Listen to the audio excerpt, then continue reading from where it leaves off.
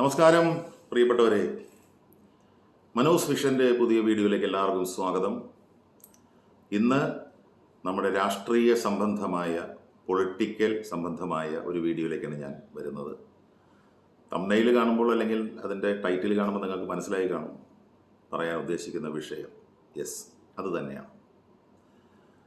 അതിന് ആമുഖമായിട്ട് ഞാനൊരു കാര്യം പറയട്ടെ. ഞാൻ എന്ന് പറയുന്നൊരു വ്യക്തി ഒരു പാർട്ടിയുടെയും ചുവട് പിടിച്ച് സംസാരിക്കുന്നതല്ല. അപ്പം നിങ്ങൾ ചോദിക്കും, എനിക്ക് പാർട്ടി ഇല്ലേ? എനിക്ക് പാർട്ടി ഉണ്ട്, അത് ഞാൻ വഴിയെ പറയാം. എനിക്ക് പാർട്ടി ഉണ്ടെന്ന് പറഞ്ഞാൽ പാർട്ടിയിൽ മെമ്പർഷിപ്പ് ഒന്നുമില്ല. ഞാനൊരു പാർട്ടിക്ക് വേണ്ടി പ്രവർത്തിക്കാറില്ല. എന്നെ പാർട്ടിക്ക് വേണ്ടി പ്രവർത്തിക്കാൻ വിളിച്ചിട്ട് പോലും ഞാൻ പോയില്ല ഈ ഇലക്ഷന്. കാരണം അത് പോകണ്ട. ഞാൻ അവരോട് പറഞ്ഞത് ഞാൻ മെമ്പറല്ല, ഞാനൊന്നുമല്ല. ഞാൻ വ്യക്തികളെ ഇഷ്ടപ്പെടുന്ന ഒരാളാണ്. പാർട്ടിയേക്കാൾ ഉപരിയായിട്ട് നമ്മുടെ കോൺഗ്രസിലായാലും കമ്മ്യൂണിസ്റ്റ് പാർട്ടിയിലായാലും BJPയിലായാലും വ്യക്തികളെ ഇഷ്ടപ്പെടുന്ന ഒരാളാണ് ഞാൻ. അതായത് നമുക്ക് യഥാർത്ഥത്തിൽ നമ്മുടെ ജനങ്ങൾക്കൊപ്പം നിൽക്കുന്ന, ജനങ്ങൾക്ക് വേണ്ടി പ്രവർത്തിക്കുന്ന, തങ്ങൾ പ്രതിനിധാനം ചെയ്യുന്ന നിയോജക മണ്ഡലത്തിന് വേണ്ടി പ്രവർത്തിക്കുന്ന, ആത്മാർത്ഥമായിട്ട് പ്രവർത്തിക്കുന്ന ആരോ അവരെയാണ് ഞാൻ ശരിക്കും ജനനായകനായിട്ടും, അല്ലെങ്കിൽ അവരെയാണ് ഞാൻ ഒരു യഥാർത്ഥ രാഷ്ട്രീയ നേതാവായിട്ടും കാണുന്നത്. അത് ചിലപ്പോൾ ഈ 3 പാർട്ടികളിലും ഉണ്ടെന്നുള്ളതാണ്. 3 ബാക്കിയുള്ള പാർട്ടികളൊക്കെ ഉണ്ടെങ്കിൽ അതിലും ഉണ്ടാവും. ഇവിടെ ഞാൻ പറയാൻ വന്നത് തൃശ്ശൂർ 18ാമത് ലോക്സഭാ ഇലക്ഷൻ ഏപ്രിൽ 26 നാളെ കേരളത്തിൽ വോട്ടവകാശം കിട്ടിയവർ നാളെ പോളിംഗ് ബൂത്തിലേക്ക് ഓരോരോ ലക്ഷ്യങ്ങളോടെ പോവുകയാണ്. അവരുടെ ചൂണ്ടുവിരലിൽ ഇരിക്കുകയാണ് ആരാണ് തങ്ങളുടെ നായകൻ. ഏതാണ്ട് എല്ലാവരും തീരുമാനിച്ചു കഴിഞ്ഞിട്ടുണ്ടാവും ആർക്കായിരിക്കും തങ്ങൾ വോട്ട് ചെയ്യുക. കാരണം ഇതൊരു രഹസ്യ വോട്ടെടുപ്പായതുകൊണ്ട് ആരോടും പറയണമെന്നില്ല. ആരും മുന്നിൽ വന്ന് ചോദിച്ചാലും പിന്നെ തീർച്ചയായിട്ടും വോട്ട് ചെയ്യില്ല. പിന്നെ തീർച്ചയായിട്ടും ആരെയും മുഷിപ്പിക്കേണ്ട, ആരെയും വേദനിപ്പിക്കേണ്ട എന്ന് കരുതി നമ്മളെല്ലാവരും അങ്ങനെയല്ലേ പറയുന്നത്. എല്ലാവരും അങ്ങനെ പറയും. പക്ഷേ ഇപ്പോൾ കോൺഗ്രസിലും കമ്മ്യൂണിസ്റ്റും BJP അതാണല്ലോ കേരളത്തിലെ 3 പ്രധാന ശക്തികൾ. അതിൽ ഏറ്റവും വലിയ 2 പ്രധാന ശക്തികൾ എന്ന് പറഞ്ഞാൽ കോൺഗ്രസും കമ്മ്യൂണിസ്റ്റ് പാർട്ടിയും, UDF ആൻഡ് LDF. അപ്പോൾ ഈ കോൺഗ്രസിലും കമ്മ്യൂണിസ്റ്റ് പാർട്ടിയിലും BJPയിലുള്ള നേതാക്കന്മാർ, പ്രവർത്തകരൊക്കെ അവരുടെ പാർട്ടിക്ക് തന്നെ വോട്ട് ചെയ്യുള്ളൂ.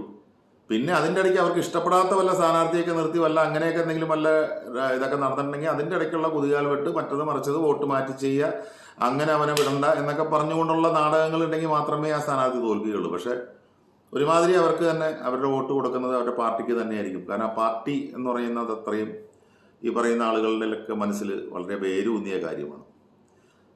പക്ഷെ വിജയെ നിർണ്ണയിക്കുന്നത് ആരാണ്? നിഷ്പക്ഷ വോട്ടേഴ്സ്, ന്യൂട്രൽ വോട്ടേഴ്സ്. അവരൊന്നും പറയില്ല ആരോടും. ആര് വന്നാലും ചിരിയോടെ, നേരത്തെ പറഞ്ഞ പോലെ തീർച്ചയായും. പക്ഷെ അവരുടെ മനസ്സിലുണ്ടാവും ആരായിരിക്കും. അത് മിക്കവാറും വ്യക്തികളെ നോക്കിയിട്ടായിരിക്കുള്ളൂ വോട്ട്. തൃശ്ശൂർ നമ്മൾ ഈ പറഞ്ഞതുപോലെ കേരളം മാത്രമല്ല ഇന്ത്യ മുഴുവൻ ഉറ്റുനോക്കുന്ന ഒരു സ്ഥലമാണ്, ഒരു തെരഞ്ഞെടുപ്പ് മണ്ഡലമാണ്. അതിന് കാരണം മറ്റൊന്നുമല്ല, സുരേഷ് ഗോപി എന്ന് പറയുന്ന ഒരു മനുഷ്യൻ. കേരളത്തിൽ ഇതുവരെ ഈ പറഞ്ഞ പോലെ ഒരു താമര പിരിഞ്ഞിട്ടില്ല. ആകെ പിരിഞ്ഞേക്കണത് നമ്മുടെ രാജഗോപാൽ സാറിൻ്റെ, അദ്ദേഹം നിയമസഭയിൽ ഇലക്ഷൻ ചെയ്തപ്പോൾ അദ്ദേഹം പറഞ്ഞു, ഇനി ഞാൻ ഇലക്ഷൻ ഇല്ല, എന്നെ ഒന്ന് ചെയ്യുമെന്നൊക്കെ ചോദിച്ചു. അദ്ദേഹം കേന്ദ്ര റെയിൽവേ സഹമന്ത്രിയൊക്കെ ആയിട്ടിരുന്നിട്ടുണ്ട് മുമ്പുള്ള വാജ്പേയി സർക്കാരിലൊക്കെ. പക്ഷെ അദ്ദേഹത്തിന് പറ്റാവുന്ന രീതിയിലൊക്കെ കാര്യങ്ങൾ കേരളത്തിന് വേണ്ടി ചെയ്തിട്ടുണ്ട്. അപ്പം ഈ സുരേഷ് ഏട്ടനെ തൃശ്ശൂരുകാർ, ഇപ്പം തൃശ്ശൂർ അദ്ദേഹം വീണ്ടും തൻ്റെ അംഗത്തിന് വന്നിരിക്കുകയാണ്. തൃശ്ശൂർ വിടില്ല, തൃശ്ശൂർ എനിക്ക് വേണം, തൃശ്ശൂർ ഞാൻ എടുക്കും ഒക്കെ പറഞ്ഞ് അദ്ദേഹം പരാജയപ്പെട്ടു. പക്ഷെ എനിക്ക് തൃശ്ശൂരുകാരോട് ഒന്നേ പറയാനുള്ളൂ, നിങ്ങൾ ബുദ്ധി ഉപയോഗിച്ച് മാത്രമേ വോട്ട് ചെയ്യാവൂ ഇത്തവണ. കാരണം സുരേഷ് ഗോപി എന്ന് പറയുന്ന മനുഷ്യൻ എല്ലാവർക്കും അറിയാം. അദ്ദേഹം വളരെ നിഷ്കളങ്കനായ, വളരെയധികം ദയാലുവായ, മനസ്സിൽ നന്മയുള്ള ഒരു വ്യക്തിയാണ്. അദ്ദേഹത്തിന് ഒരു BJP എന്ന് പറഞ്ഞൊരു പാർട്ടിയിലെ അംഗത്വം കിട്ടിയതിന് ശേഷമാണ് അദ്ദേഹത്തിന് ഒരുപാട് വേട്ടയാടലുകൾ നേരിടേണ്ടി വന്നത്. ഒരുപക്ഷെ മറ്റുള്ള പാർട്ടിക്കാർക്കൊക്കെ അദ്ദേഹം വലിയ ഒരു തലവേദന തന്നെയായിരുന്നു. ആ രീതിയിൽ അദ്ദേഹത്തെ എങ്ങനെയൊക്കെ താഴ്ത്താമോ അങ്ങനെയൊക്കെ ചെയ്തിട്ടുണ്ട്. പക്ഷെ എന്നിട്ടും തളരാതെ അദ്ദേഹം മുന്നേറുകയാണ്. കാരണം BJP എന്ന് പറയുന്ന പാർട്ടിക്ക് കേരളത്തിൽ അങ്ങോട്ട് വേരൂന്നാൻ കഴിഞ്ഞിട്ടില്ല. അത് BJP കേരള ഘടകത്തിൻ്റെ ഏറ്റവും വലിയൊരു പരാജയമാണത്. അത് പറഞ്ഞിട്ട് കാര്യമില്ല. അത് ഞാൻ പറയുന്നത് അത് വിട്ടേക്കണ കേസ്, അതൊക്കെ ഓരോരുത്തരുടെ ഇഷ്ടമാണ്. പക്ഷേ ഇവിടെ ഒരു വ്യക്തിയെയാണ് ഞാൻ പറയുന്നത്. ശരിക്കും പറഞ്ഞാൽ BJP ഒക്കെ ശക്തമായിട്ട് കേരളത്തിൽ, കാരണം അത് ത്രികോണ മത്സരമൊക്കെ കേരളത്തിൽ ആവശ്യമാണ്. LDF UDF LDF എന്ന് പറയുന്ന ഒരു മത്സരത്തിനേക്കാൾ ഒരു ത്രികോണ മത്സരം വന്നാൽ ഈ ഭരിക്കുന്നവർക്ക് ഒരു ഭീതി ഉണ്ടാവും. കാരണം തങ്ങളുടെ ഭാഗത്ത് പിഴവുകൾ പറ്റിക്കഴിഞ്ഞാൽ രണ്ട് ശക്തരായ പാർട്ടിക്കാർ അപ്പുറത്ത് നിൽക്കുകയാണെന്നുള്ളൊരു ഭീതി ഉണ്ടാവും. പക്ഷെ ഇപ്പോൾ കേരളത്തിലാകെ രണ്ട് പാർട്ടികളിൽ കിടന്ന് മാത്രം കളിക്കാം. അതാണ് ഞാൻ ഉദ്ദേശിച്ചത്, അല്ലാണ്ട് വേറെ ഒന്നുമില്ല. എനിക്ക് ഇന്ന പാർട്ടി എന്ന് പറഞ്ഞാൽ അങ്ങനെ ഒരു സംഭവമില്ല. ഞാൻ ഒരു പാർട്ടിയുടെ മെമ്പർഷിപ്പ് കൊടുത്തിട്ടില്ല, ഒരു പാർട്ടിയുടെ പ്രചരണത്തിന് ഞാൻ പോകാറില്ല. അപ്പോൾ സുരേഷ് ഏട്ടൻ ഇപ്പോൾ ഈ മത്സരത്തിൽ പങ്കെടുത്ത് അദ്ദേഹം വളരെ വിശ്രമമില്ലാതെ അദ്ദേഹം ഈ കൊടും ചൂടിൽ, എല്ലാ സ്ഥാനാർത്ഥികളും അങ്ങനെയാണ്, കൊടും ചൂടെന്ന് പറഞ്ഞാൽ പുറത്തിറങ്ങാൻ പോലും മടിക്കുന്ന അവസ്ഥയിൽ സ്ഥാനാർത്ഥികൾ ശരിക്കും വിയർപ്പൊഴുക്കിക്കൊണ്ടിരിക്കുകയാണ്. തങ്ങളുടെ പാർട്ടിയുടെ തങ്ങൾ എന്തൊക്കെ ചെയ്യാൻ പോണു എന്നെല്ലാം വാഗ്ദാനങ്ങൾ നൽകിക്കൊണ്ട്. സുരേഷ് ഗോപി എന്ന് പറയുന്ന ഈ വ്യക്തി, സിനിമാ നടൻ, അദ്ദേഹത്തിന് സിനിമാ രംഗത്തുള്ളവർക്കൊക്കെ അറിയാം. അദ്ദേഹം സിനിമയിൽ വന്നന്ന് മുതൽ ഒരു നിഷ്കളങ്കമായ വ്യക്തിത്വമാണ്. ഒരു കുട്ടിയുടെ മനസ്സാണ്. പിണങ്ങും, കരയും, വഴക്കിട്ട് മിണ്ടാതിരിക്കും, അങ്ങനെയുള്ള ഒരുപാട് കാര്യങ്ങൾ അദ്ദേഹത്തിനുണ്ട്. പക്ഷേ അദ്ദേഹത്തിൻ്റെ ഏറ്റവും വലിയ ക്വാളിറ്റി എന്ന് പറഞ്ഞാൽ ഭയങ്കരമായിട്ടുള്ളൊരു ദീനാനുകമ്പയുള്ളൊരു മനുഷ്യനാണ്. അതാണ് ആ മനുഷ്യൻ്റെ ഏറ്റവും വലിയ ക്വാളിറ്റി. അതിപ്പോഴും നഷ്ടപ്പെട്ടിട്ടില്ല. മതസൗഹാർദ്ദത്തിന് വളരെയധികം ഊന്നൽ കൊടുക്കുന്ന ഒരു വ്യക്തിയാണ് അദ്ദേഹം. പണ്ടും അദ്ദേഹം ഈ ദേവാലയങ്ങളിലും പള്ളികളിലും ഒക്കെ അതൊക്കെ പോയിട്ടുണ്ട്. അദ്ദേഹം നോയമ്പെടുത്തിട്ടുണ്ട്. ഇതൊന്നും സിനിമയിൽ, ഇതൊന്നും രാഷ്ട്രീയത്തിൽ വന്നതിന് ശേഷമല്ല കേട്ടോ. അതിന് മുമ്പേ അങ്ങനെയാണ്. സുരേഷ് ഏട്ടൻ്റെ ഒരു മനസ്സ് അങ്ങനെയാണ്. ജാതിക്കും മതത്തിനും രാഷ്ട്രീയത ഇതായിട്ടൊക്കെ എല്ലാവരും സ്നേഹിക്കുന്ന ഒരു മനുഷ്യനാണ് അദ്ദേഹം. പക്ഷേ BJP എന്ന് പറഞ്ഞൊരു പാർട്ടിയിൽ വന്നതുകൊണ്ട് മാത്രമാണ്, കേരളത്തിൽ വേരൂന്നാത്ത പാർട്ടിയിൽ വന്നതുകൊണ്ട് മാത്രമാണ് സുരേഷ് ഏട്ടൻ ജയിക്കാത്തത്. കാരണം സുരേഷ് ഏട്ടൻ ഒരുപക്ഷെ സ്വതന്ത്ര സ്ഥാനാർത്ഥിയായിട്ട് നിന്നിരുന്നെങ്കിൽ ജയിച്ചു പോയത്. കാരണം BJPക്ക് അത്രയും ഒരു സ്വാധീനം ചെലുത്താൻ കഴിഞ്ഞിട്ടില്ല കേരളത്തിൽ. ഇവിടെ ഞാൻ തൃശ്ശൂരുകാരോട് ഒരു കാര്യം പറയുന്നുള്ളൂ. നിങ്ങൾ ഒരുപാട് MP-മാരെ പരീക്ഷിച്ചിട്ടുണ്ട്, അവരുടെ കാര്യങ്ങളൊക്കെ അറിഞ്ഞിട്ടുണ്ട്. നല്ലതുണ്ടാവും, ചീത്തയുണ്ടാവും, സമ്മിശ്രമൊക്കെ ഉണ്ടാവും. സുരേഷ് ഗോപി എന്ന് പറയുന്ന നിങ്ങളുടെ സ്ഥാനാർത്ഥിയെ നിങ്ങൾ വിജയിപ്പിച്ചാൽ അത് നിങ്ങളുടെ രാജയോഗമാണ്. അദ്ദേഹം MP ആയിട്ട് വന്നാൽ, നിങ്ങളുടെ നാഥനായിട്ട് വന്നാൽ തൃശ്ശൂരിൻ്റെ രാജയോഗമാണ്. എനിക്ക് ഒരു തർക്കവുമില്ല. നിങ്ങൾ ഇതുവരെ കണ്ട MP-മാരുടെ മാതിരി ആയിരിക്കില്ല ഈ മനുഷ്യൻ. നിങ്ങൾ തന്നെ അത്ഭുതപ്പെട്ടു പോകും. അദ്ദേഹത്തിൻ്റെ പ്രവൃത്തികൾ അല്ലെങ്കിൽ അദ്ദേഹത്തിൻ്റെ പ്രവർത്തനങ്ങൾ അങ്ങനെയായിരിക്കും. ഇനി അദ്ദേഹം ഒരു കേന്ദ്രമന്ത്രി കൂടിയായാൽ കേരളത്തിൻ്റെ ഏറ്റവും വലിയ രാജയോഗം. കേരളത്തിന് വേണ്ട എല്ലാ കാര്യങ്ങളും അദ്ദേഹം ചെയ്യും. അതിനൊന്നും ഒരു മടിയില്ലാത്തൊരു മനുഷ്യനാണ്. വിവരമുണ്ട്, വിദ്യാഭ്യാസമുണ്ട്, സംസാരിക്കാൻ അറിയാം, എല്ലാം അറിയാവുന്ന ആളാണ്. അപ്പം നിങ്ങൾ ചോദിക്കുക എങ്ങനെ കേന്ദ്രമന്ത്രിയാവും? കേന്ദ്രത്തിലപ്പോൾ BJP വരണ്ടേ? വലിയ അത്ഭുതങ്ങളൊന്നും സംഭവിച്ചില്ലെങ്കിൽ കേരളത്തിൽ ഇത് തന്നെ വരാൻ പോകുന്നത്. നരേന്ദ്രമോദി സർക്കാരായിരിക്കും ഞാൻ വിശ്വസിക്കുന്നത്. കാരണം വേറൊന്നും കൊണ്ടുമല്ല, ശക്തമായൊരു പ്രതിപക്ഷമില്ല. വളരെ വിഷമമുണ്ട്. ശരിക്കും പറഞ്ഞാൽ ഒരു പ്രതിപക്ഷം ശക്തമായിട്ടുണ്ടാകണം എന്നാഗ്രഹിക്കുന്ന ഒരാളാണ് ഞാൻ. എന്നാലേ തിരുത്തലുകളും മറ്റു കാര്യങ്ങളായിട്ട് മുന്നോട്ട് പോകുള്ളൂ. പക്ഷെ നിർഭാഗ്യവശാൽ അതില്ല. പിന്നെ ഒരു കൂട്ടുമുന്നണി ഉണ്ട്, INDIA, ഇന്ത്യ. ഒരു കാര്യമില്ല. തുടക്കത്തിലേ അടി, ബഹളം, പിരിച്ചു നോക്ക്. ഇനി വന്നു കഴിഞ്ഞാൽ ഇതിനേക്കാളും വലിയ അടിയായിരിക്കും. അപ്പോൾ അതിലും വലിയ പ്രതീക്ഷയില്ല. അപ്പോൾ ഇതുകൊണ്ട് വലിയ അത്ഭുതങ്ങളൊന്നും സംഭവിച്ചില്ലെങ്കിൽ ഇത് തന്നെയായിരിക്കും വരാൻ പോകുന്നത്. അങ്ങനെയാണെങ്കിൽ ഈ മനുഷ്യൻ കേന്ദ്രമന്ത്രിയാണ്. അപ്പോൾ പിന്നെ പറയണ്ടല്ലോ എന്തായിരിക്കും സംഭവിക്കുക. അപ്പോഴാണ് കേരളത്തിൻ്റെയും ഏറ്റവും വലിയ ഭാഗ്യം എന്ന് പറയുന്നത്. ഇനി അദ്ദേഹത്തിൻ്റെ എതിരാളിയായിട്ട് നിൽക്കുന്നത് ശ്രീ K. മുരളീധരൻ, ശ്രീ സുനിൽകുമാർ.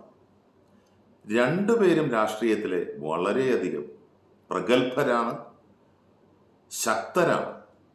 അതിൽ ശ്രീ K. മുരളീധരനെ കുറിച്ച് പറഞ്ഞാൽ ഞാൻ ഒരുപാട് ഇഷ്ടപ്പെടുന്ന ഒരു നേതാവാണ് അദ്ദേഹം. കാരണം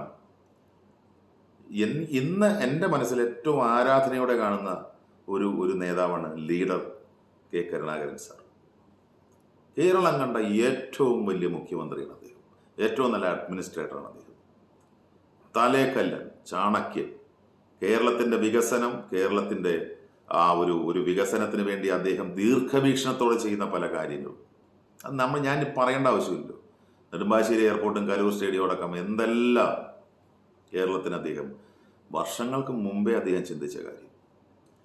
അപ്പോൾ ആ വ്യക്തിയുടെ മകനാണ് ശ്രീ കെ മുരളീധരൻ. അദ്ദേഹം KPCC പ്രസിഡന്റ് ആയിരുന്നപ്പോഴും അദ്ദേഹം MLA ആയിരുന്നപ്പോഴും തിരുവനന്തപുരത്ത് അദ്ദേഹം MLA ആയിരുന്ന സമയത്തും അദ്ദേഹം തിരുവനന്തപുരത്തുകാർക്ക് അറിയാതെ, അതുപോലെ മന്ത്രിയായിരുന്നപ്പോഴും മിനിസ്റ്റർ ആയിരുന്നപ്പോഴും മിനിസ്റ്റർ അല്ല അത് തന്നെ ഇദ്ദേഹത്തിൻ്റെതായ ഒരുപാട് നല്ല ഒരു ഒരു ഒരു ഒരു താനൊരു നല്ല ജനപ്രതിനിധിയാണ്, അല്ലെങ്കിൽ താനൊരു നല്ല ഭരണാധികാരിയാണെന്ന് തെളിയിക്കാൻ അദ്ദേഹത്തിന് കഴിഞ്ഞിട്ടുണ്ട്.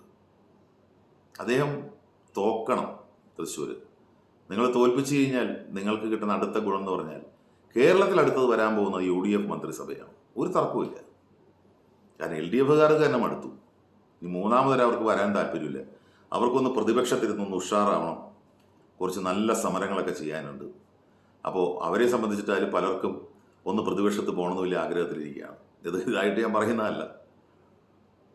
അപ്പോൾ അവർക്കൊന്ന് ഒന്ന് ബാറ്ററി ചാർജ് ചെയ്യണമെങ്കിൽ മൂന്നാമതും വന്നു കഴിഞ്ഞാൽ ചിലപ്പോൾ എന്ത് ലെവലാവുമെന്ന് അറിയില്ല.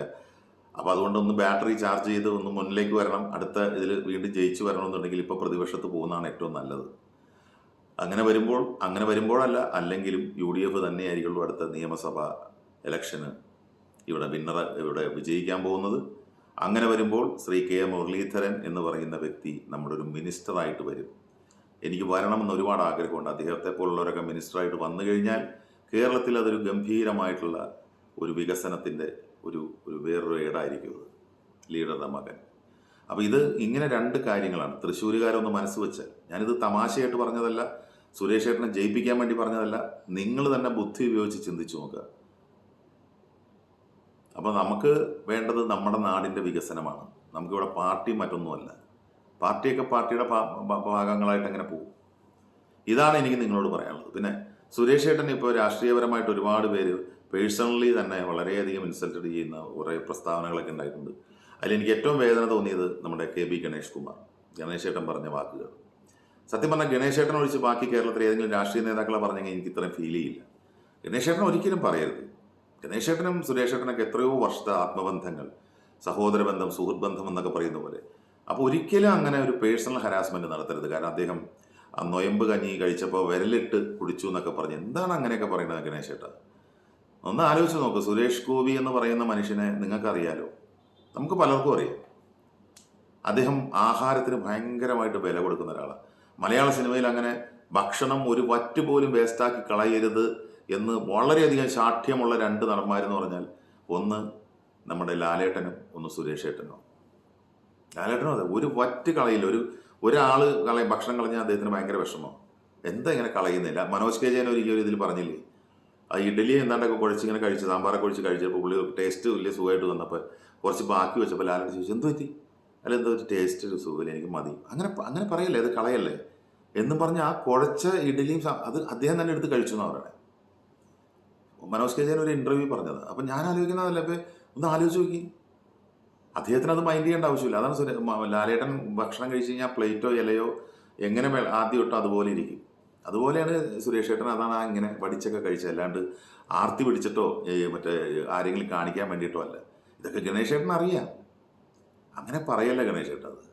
കാരണം ഞാൻ ഒരുപാട് റെസ്പെക്റ്റ് ചെയ്യുന്ന, ഞാൻ ഒരുപാട് ഇഷ്ടപ്പെടുന്ന ഒരു രാഷ്ട്രീയ നേതാവാണ്. ഞങ്ങളുടെ ആത്മാ എന്ന് പറയുന്ന ടെലിവിഷൻ ആർട്ടിസ്റ്റുകളുടെ സംഘടനയുടെ പ്രസിഡന്റ് എന്നതിനേക്കാൾ ഉപരിയായിട്ട് കേരളം കണ്ട ഏറ്റവും വലിയ എന്താ പറയുക, ജനങ്ങൾക്ക് വേണ്ടി നിലകൊള്ളുന്ന ശക്തരായ ഒരു 5 MLA-മാരോ മന്ത്രിമാരോ എടുത്താൽ അതിലൊന്ന് ഗണേഷ് ഏട്ടനാണ്. ഇത് വരെയുള്ളതെടുത്ത് നോക്കിയാലും. കാരണം അത്രയ്ക്ക് ജനങ്ങൾക്ക് വേണ്ടി പ്രവർത്തിക്കുന്ന ആൾ. ഇത്തവണ അദ്ദേഹത്തിന് മന്ത്രി സ്ഥാനം ഒരു ടേം അനുസരിച്ച് 2.5 വർഷം കിട്ടിയുള്ളൂ. പക്ഷേ അദ്ദേഹം വന്നതിന് ശേഷം ഗംഭീരമായ മാറ്റങ്ങൾ ഉണ്ടാക്കാൻ ശ്രമിച്ചെങ്കിലും 4 കാലിൽ 4 വിലങ്ങുകൾ അല്ലെങ്കിൽ ചങ്ങലകൾ വന്ന് പൂട്ടപ്പെട്ട ബന്ധിതമായ അവസ്ഥയിലായി. അതുകൊണ്ട് അദ്ദേഹത്തിന് കുറച്ച് നിയന്ത്രിതമാവേണ്ടി വന്നു. അല്ലെങ്കിൽ അദ്ദേഹം ഒന്നും നോക്കാതെ ഇതൊക്കെ ചെയ്യുന്ന ആളാണ്, നടപ്പിലാക്കുന്ന ആളാണ് ജനങ്ങൾക്ക് വേണ്ടി. പക്ഷേ ഗണേശേട്ടൻ അങ്ങനെ പറഞ്ഞതിൽ ഒരു വിഷമമുണ്ട്. ഗണേശേട്ടൻ എന്തോ അങ്ങനെ ഒരു രാഷ്ട്രീയപരമായിട്ടുള്ള ഇതിലങ്ങനെ പറഞ്ഞു പോയതായിരിക്കാം. പക്ഷേ ഒരിക്കലും അങ്ങനെ പറയരുത്. കാരണം ഗണേശേട്ടന് വേണ്ടിയിട്ട് മാത്രമേ ഞാൻ ഈ ഇന്ന് വരെ എൻ്റെ ജീവിതത്തിൽ ഒരാൾക്ക് വേണ്ടി പ്രചരണത്തിന് വന്നിട്ടുള്ളൂ. അത് അദ്ദേഹം UDF നിന്ന് LDF പോയപ്പോൾ പത്തനാപുരത്ത് ഞാൻ അങ്ങോട്ടേക്ക് ദിനേശ് പണിക്കർ, ഞങ്ങളുടെ ആത്മയുടെ ജനറൽ സെക്രട്ടറി, ദിനേശേട്ടനോട് പറഞ്ഞു, ദിനേശേട്ടാ എനിക്കൊന്നും ഒന്ന് സംസാരിക്കണം, എനിക്കും മീനയ്ക്ക്. അങ്ങനെ പോയതാണ്. ഞാനൊരു കമ്മ്യൂണിസ്റ്റുകാരനോ LDF അനുഭാവിയോ ഒന്നുമല്ല. എന്നിട്ട് ഞാൻ അവിടെ ചെന്ന് പറഞ്ഞതെന്താണ്, അദ്ദേഹം ഏത് പാർട്ടി പോയാലും അദ്ദേഹം ഒറ്റയ്ക്ക് നിന്നാലും ഞാൻ അദ്ദേഹത്തിൻ്റെ ഒപ്പം നിൽക്കും. കാരണം അത്രയ്ക്ക് പ്രഗത്ഭനായ ഒരു നിയമസഭാ സാമാജികനാണ്, ഒരു മന്ത്രിയാണ് അദ്ദേഹം. മന്ത്രിയായാൽ കേരളത്തിന് അതൊരു വലിയ ഗുണമാണ്. പക്ഷെ നിർഭാഗ്യവശാൽ അന്ന് വന്ന പിണറായി സർക്കാരിൽ അദ്ദേഹത്തിന് മന്ത്രിയാവാൻ കഴിഞ്ഞില്ല. ആദ്യം വന്നതിൽ, ഇപ്പോൾ വന്നതിൽ ഒരു അവസാനത്തെ ഇതിലാണ് കിട്ടിയത്. അപ്പം അന്ന് ഞാൻ പറഞ്ഞത് ഇങ്ങനെയാണ്, അവിടെയുള്ള ജനങ്ങളോട് ഞാൻ പറഞ്ഞത് 5 സ്ഥലങ്ങളിൽ പ്രസംഗിച്ചു. അദ്ദേഹത്തെ എത്ര ഭൂരിപക്ഷത്തിൽ നിങ്ങൾ ജയിപ്പിക്കും, അത്ര മാത്രമേ എനിക്ക് നിങ്ങളോട് പറയാനുള്ളൂ. അദ്ദേഹം ജയിക്കുന്നുള്ള കാര്യം, അദ്ദേഹം ഏത് പാർട്ടി പോയാലും അദ്ദേഹം ജയിക്കും. കാരണം നിങ്ങളുടെയൊക്കെ ഒരു എന്താ പറയുക, നിങ്ങളുടെയൊക്കെ ഏറ്റവും വലിയൊരു നാഥനായിട്ട് നിലകൊള്ളുന്ന ഒരാളല്ലേ. അങ്ങനെയാണ് ഞാൻ അവിടെ പ്രസംഗിച്ചത്. ഞാൻ അപ്പോഴും ലാസ്റ്റ് ഒരു കാര്യം പറഞ്ഞു, പക്ഷേ എൻ്റെ വോട്ട് എൻ്റെ നാട്ടിൽ എറണാകുളത്തുള്ള വടക്കൻ പറവൂരിൽ ശ്രീ VD സതീശന് കൈപ്പത്തി ചിഹ്നത്തിലാണ് ഞാൻ വോട്ട് ചെയ്യുന്നത്. അതും പറഞ്ഞു അവിടെ. പക്ഷേ എന്നിട്ടും ഞാൻ ഈ മനുഷ്യന് വേണ്ടി വന്നത്, ഈ മനുഷ്യൻ ജയിക്കണം, നമുക്ക് വേണ്ടി വരണം എന്നുള്ള ആഗ്രഹം കൊണ്ടാണ്. ഇതാണ് എൻ്റെ ആറ്റിറ്റ്യൂഡ്. ഇതൊക്കെ നടന്ന സംഭവങ്ങളാണ്, അല്ലാണ്ട് ഇതൊന്നും ഞാൻ സാങ്കല്പികമായിട്ട് പറയുന്നതല്ല. അതുപോലെ സുരേഷ് ഏട്ടൻ, അവിടെ ഞാൻ പാർട്ടിയല്ല, സുരേഷ് ഏട്ടൻ ജയിക്കണം. ഞാൻ BJPക്ക് വേണ്ടി പറയില്ല, കാരണം ഞാൻ BJPയുടെ വക്താവുമല്ല, അനുഭാവിയല്ല, ആരുമല്ല. BJPയിലുള്ള നല്ല ആളുകളെയൊക്കെ ഇഷ്ടപ്പെടുന്നുണ്ട്, അത് കമ്മ്യൂണിസ്റ്റ് പാർട്ടിയിലുമുണ്ട്. ഞാൻ മുമ്പ് എൻ്റെ വീഡിയോയിൽ പറഞ്ഞിട്ട് കമ്മ്യൂണിസ്റ്റ് പാർട്ടിയിൽ ഞാൻ ഇഷ്ടപ്പെടുന്ന ആളുകൾ, ഞാനും മനസ്സിൽ എനിക്ക് ആരാധിക്കുന്ന ആളുകൾ കോൺഗ്രസ്സിലും. അപ്പോൾ അതുകൊണ്ട് ഞാൻ അങ്ങനത്തേതല്ല. പക്ഷെ ഞാൻ ഒരു കാര്യം ഞാൻ പറഞ്ഞു, ഞാനൊരു കോൺഗ്രസ്, ഇപ്പോൾ ഈ പറഞ്ഞ പോലെ എൻ്റെ ഈ എറണാകുളം ലോക്സഭ സ്ഥാനാർത്ഥി എന്ന് പറഞ്ഞാൽ എന്നെ സംബന്ധിച്ചിട്ട് ഞാൻ വോട്ട് ചെയ്യുന്നത് ശ്രീ ഹൈബി ഈഡനാണ്. എൻ്റെ വോട്ട് ഹൈബി ഈഡനാണ്. അതിപ്പോൾ ഞാൻ നിങ്ങളോട് ഇപ്പോൾ ഇത് ഓപ്പണായിട്ട് തന്നെ പറയണം, എൻ്റെ വോട്ട് കൈപ്പറ്റിക്കണം. കാരണം ഹൈബി ഞാൻ ഒരുപാട് ഇഷ്ടപ്പെടുന്ന, ഹൈബി നല്ല ചുറുചുറുക്കുള്ള, എറണാകുളത്തിൻ്റെ വികസനത്തിന് വേണ്ടി നിലകൊള്ളുന്ന ഒരു നല്ല നേതാവാണ്. അതുകൊണ്ട് തന്നെ ഹൈബിക്ക് വോട്ട് ചെയ്യുന്നു. നേരെ മറിച്ച് കോൺഗ്രസ്സിൽ തന്നെ ഏതെങ്കിലും ഒരു ഗുണമില്ലാത്ത ഒരാളാണ് ഇവിടെ നിർത്തിയിരുന്നെങ്കിൽ ചിലപ്പോൾ ഞാൻ മാറ്റി ചിന്തിച്ചേനെ. പിന്നെ ഹൈബിക്കെതിരായിട്ട് നിൽക്കുന്ന ഷൈൻ ടീച്ചർ, എൻ്റെ നാട്ടുകാരിയാണ്, പറവുകാരി. പക്ഷേ എനിക്ക് വേണം അവർ ഈ പറഞ്ഞാൽ നല്ലൊരു ആളാണ്, നല്ലൊരു വ്യക്തിത്വമൊക്കെയാണ്. പക്ഷേ ഒന്നുമില്ല, എനിക്ക് വേണം അവർ കൊണ്ട് നിർത്തിയിരിക്കുന്നത്. ഒരു പക്ഷേ ഹൈബി പോലെ ശക്തനായ ഒരാളുടെ മുമ്പിൽ വേറെ ഇനി ആരും പരാജയപ്പെടണമെന്ന് വിചാരിച്ചിട്ടൊന്നും അറിയില്ല. എന്നാലും മത്സരം തന്നെയാണ്. പിന്നെ BJPയുടെ സ്ഥാനാർത്ഥിയുടെ കാര്യവും എനിക്ക് ഇത്ര വലിയ ഇതില്ല. അദ്ദേഹം ഡോക്ടർ രാധാകൃഷ്ണൻ, അദ്ദേഹവും ഈ പറഞ്ഞ പോലെ ഒരുപാട് ഇലക്ഷൻ നിൽക്കുന്ന ഒരാളാണ്. പക്ഷേ ഇനി വലിയ പ്രതീക്ഷകളൊന്നുമില്ല. ഇവിടെ ഹൈബി തന്നെ വിജയത്തിൻ്റെ വെന്നിക്കൊടി മാറിയുള്ളൂ, ഒരു തർക്കമില്ല. വൻ ഭൂരിപക്ഷത്തോടെ ഹൈബി ഇടം ജയിക്കും, ഒരു തർക്കമില്ല. എനിക്ക് തൃശ്ശൂരുകാരോട് പറയാനുള്ളത്, തൃശ്ശൂർ ഗട്ടി, നിങ്ങൾ സാംസ്കാരിക തലസ്ഥാനമാണ് തൃശ്ശൂർ. തൃശ്ശൂർ എന്ന് പറയുന്ന ഈ നാട് പുരോഗതിയിലേക്ക് കുതിക്കാൻ നിങ്ങൾ വോട്ട് ചെയ്യേണ്ടത് സുരേഷ് ഗോപി എന്ന മനുഷ്യനാണ്. അത് നിങ്ങൾ വേറെ ഒന്നും ചിന്തിക്കണ്ട, പാർട്ടി ഒന്നും നോക്കണ്ട, വ്യക്തി. കാരണം നിങ്ങൾക്ക് പുരോഗതി എന്നുള്ളതാണ് നമ്മൾ ചിന്തിക്കേണ്ടത്. നിങ്ങളുടെ പുരോഗതിയും കേരളത്തിൻ്റെ പുരോഗതിയും അത് ആരിലൂടെ കിട്ടിയാലും ആ വ്യക്തിക്ക് കൊടുക്കുന്നതുകൊണ്ട് ഒരു കുഴപ്പമില്ല. നമ്മുടെ മനസ്സാക്ഷിക്ക് മുന്നിൽ അതൊരു കുഴപ്പമല്ല. അദ്ദേഹത്തിനെ വലിയ ഭൂരിപക്ഷത്തോടെ ജയിപ്പിച്ച് അദ്ദേഹത്തിനെ ഡൽഹിയിലേക്ക് അയക്കൂ, അതിൻ്റെ ഗുണങ്ങൾ നിങ്ങൾക്ക് കിട്ടും. അങ്ങനെ ഒരു ഗുണവും സുരേഷ് ഗോപിയെ ജയിപ്പിച്ചിട്ട് കിട്ടിയില്ലെങ്കിൽ ഞാൻ നിങ്ങളുടെ മുമ്പിൽ വെല്ലുവിളിച്ച് പറയുന്നു, സുരേഷ് ഗോപി എന്ന് പറയുന്ന സ്ഥാനാർത്ഥി ജയിച്ച് ഒരു കാര്യമില്ലാണ്ടായി പോയല്ലോ, ഇത്രയ്ക്ക് ഞങ്ങളിങ്ങനെ പോയല്ലോ എന്ന് നിങ്ങൾ തൃശ്ശൂരുകാർ പറയേണ്ട ഒരു അവസ്ഥ വന്നാൽ എൻ്റെ മീശയും മുടിയും പഠിച്ച് ഞാൻ തൃശ്ശൂർ വന്ന് നിൽക്കാം, വടക്കുന്നാഥൻ്റെ മുമ്പിൽ പാട്ടും പാടി നിൽക്കാം.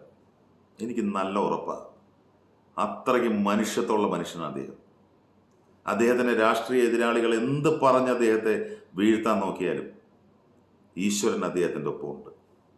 ഈശ്വരൻ ജനങ്ങളുടെ രൂപത്തിൽ അദ്ദേഹത്തിൻ്റെ ഒപ്പമുണ്ട്. ആ നല്ല വ്യക്തിയെ ജയിപ്പിക്കണം. അതാണ് പ്രബുദ്ധരായ മലയാളി വോട്ടർമാർ ചിന്തിക്കേണ്ടത്. നമ്മൾ അങ്ങനെയല്ല ചിന്തിക്കുന്നവർ. അത് ഇന്ത്യയിൽ നമ്മൾ മാത്രമേ ഉള്ളൂ അങ്ങനെ ചിന്തിക്കുന്നത്. കാരണം നമ്മൾ ഒറ്റക്കെട്ട, നമുക്ക് നമ്മുടെ നാടിൻ്റെ വികസനം, പാർട്ടിയൊക്കെ ഉണ്ടെങ്കിൽ പോലും നമ്മൾ ചിന്തിക്കുന്ന അത്. ഇതേ എനിക്ക് നിങ്ങളോട് പറയാനുള്ളൂ ഈ അവസരത്തിൽ. നാളെ നിങ്ങൾ പോകുമ്പോൾ നിങ്ങളിതൊന്ന് ഓർത്ത് വയ്ക്കുക. ഞാൻ പറഞ്ഞാലും ഇല്ലെങ്കിലും നിങ്ങളുടെയൊക്കെ മനസ്സിലുണ്ടാവും, തൃശ്ശൂരിൻ്റെ നായകനായിട്ട് സുരേഷ് ഗോപി തന്നെ വരണം. അതിൽ ശ്രീ കെ മുരളീധരൻ, അദ്ദേഹത്തിന് തോറ്റുമെന്ന് വെച്ച് നിങ്ങൾ വിഷമിക്കേണ്ട, അദ്ദേഹം മന്ത്രിയായിട്ട് വരും കേരളത്തിൻ്റെ. പിന്നെ ശ്രീ സുനിൽകുമാർ എന്ന് പറഞ്ഞാൽ വളരെ സംശുദ്ധനായ ഒരു മനുഷ്യനാണ്. എനിക്ക് ഒരുപാട് ഇഷ്ടമാണ് അദ്ദേഹത്തെ, നല്ലൊരു മനുഷ്യനാണ്. പക്ഷെ അദ്ദേഹത്തിൻ്റെ ഇപ്പോഴത്തെ സാഹചര്യങ്ങളിൽ, അദ്ദേഹം എന്ന് പറഞ്ഞാൽ വ്യക്തിയല്ല ഞാൻ പറയുന്നത്, അദ്ദേഹത്തിൻ്റെ ഒരു പ്ലാറ്റ്ഫോം, നിൽക്കുന്ന പ്ലാറ്റ്ഫോമിൻ്റെ ചില പ്രശ്നങ്ങളിൽ അദ്ദേഹത്തിന് തോൽവി സംഭവിക്കുന്നതാണ്. അല്ലെങ്കിൽ വ്യക്തി എന്നുള്ള രീതിയിൽ അദ്ദേഹം നല്ലൊരു വ്യക്തിയാണ്. ഈ മൂന്നും നല്ല വ്യക്തികളാണ്, അതാണ് ഏറ്റവും വലിയ രസം. പക്ഷെ അതിൽ നമുക്ക് കാര്യങ്ങൾ നടക്കാൻ ഏറ്റവും ഫാസ്റ്റായിട്ട് നടക്കണമെങ്കിൽ സുരേഷ് ചേട്ടൻ തന്നെ ജയിക്കണം. സോ നിങ്ങളുടെ വോട്ട് സുരേഷ് ഗോപിക്ക്, അത്ര ഞാൻ പറയുള്ളൂ. വേറെ ചിഹ്നമോ പാർട്ടിയോ പറയുന്നില്ല. നിങ്ങളുടെ വോട്ട് സുരേഷ് ഗോപി എന്ന് നോക്കിയിട്ട് നിങ്ങൾ കുത്തുക. നിങ്ങൾക്ക് അതിൻ്റെ ഗുണം കിട്ടിയിരിക്കും. ഇതൊന്നും വെറുതെ ഞാൻ ഇതിനു വേണ്ടി പറയുന്നതല്ല. എനിക്ക് ഒരാളുടെയും ഞാൻ സുരേഷ് ഏട്ടനായിട്ട് കമ്മ്യൂണിക്കേറ്റ് ചെയ്യാറില്ല. ഒന്നുമില്ല. സുരേഷ് ഏട്ടനിൽ നിന്ന് എനിക്ക് ഒരു ഗുണവും, എനിക്ക് അങ്ങനെ ഒന്നും ഞാൻ പ്രതീക്ഷിക്കുന്നതല്ല. നല്ല വ്യക്തികൾ തോൽക്കരുത് എന്ന് ആഗ്രഹിക്കുന്ന ഒരാളാണ് ഞാൻ. കാരണം നമ്മുടെ നാടിന് വേണ്ടി. ജയ് ഹിന്ദ്.